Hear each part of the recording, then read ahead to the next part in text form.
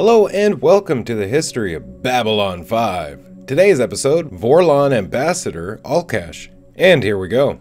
Ulkesh was the Vorlon ambassador to Minbar, and later replaced Kosh as ambassador to Babylon 5 after his death. In 2245, Ulkesh and Kosh became the first two Vorlons to make official, if covert, contact with the Minbari. Since the end of the First Shadow War, meeting Dukhat in secret, they were provided with specially adapted quarters aboard the Valen'Tha, and their presence was known only to Dukhat himself and the Anla'Shok Na Lenonn, who told them both of the coming return of the Shadows and the importance of humans in the coming war.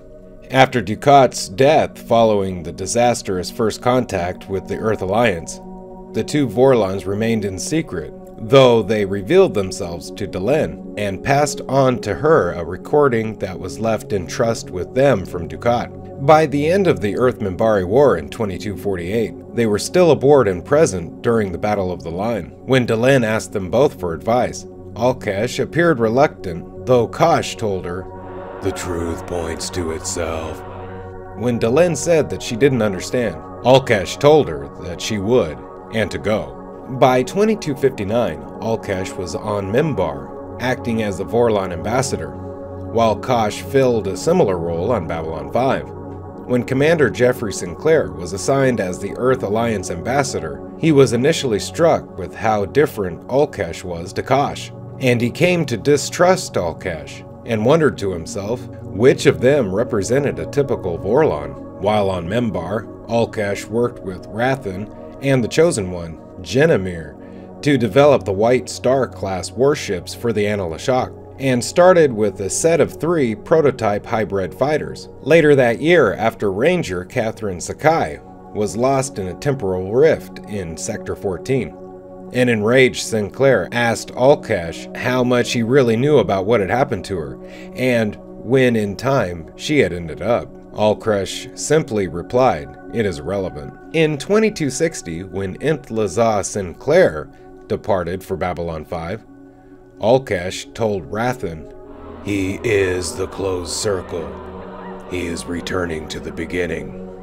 After the death of Kosh in 2260, the Vorlon Empire sent Ulkesh to replace him as ambassador to Babylon 5. Despite their different encounter suits, the Vorlons intended Ulkesh, for all intents and purposes, to impersonate Kosh, and even went so far to insist that the new ambassador be addressed as Kosh in public. Ulkesh even refused to tell Captain John Sheridan his name, and cryptically remarked, "We are all Kosh."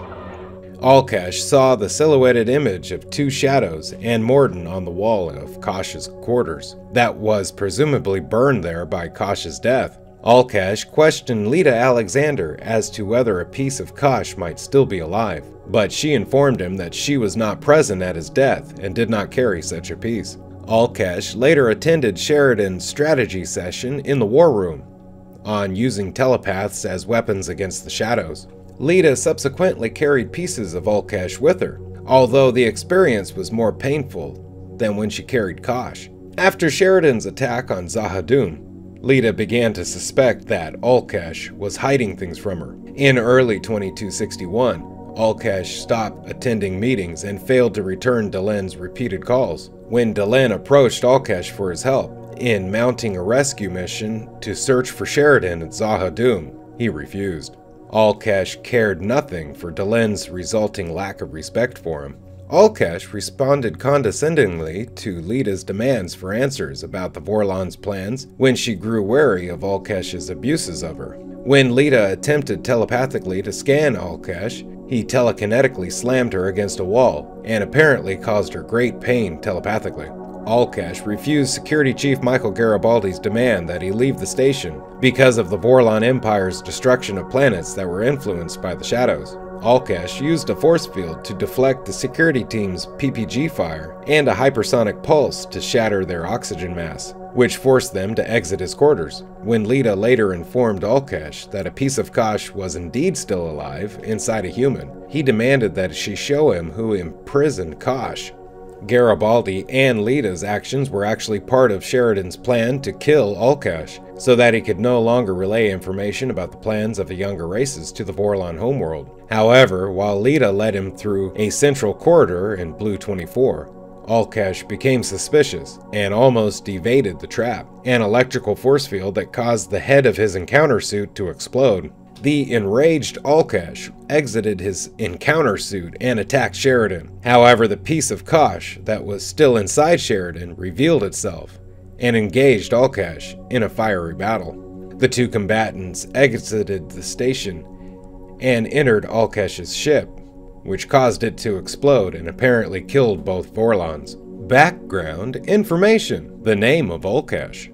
Ulkesh is never referred to by his own name in the show, and the actors who played him are credited as Kosh. The name Ulkesh for the character comes from conversations with and posts made by J. Michael Straczynski, and from the canon novel To Dream in City of Sorrows.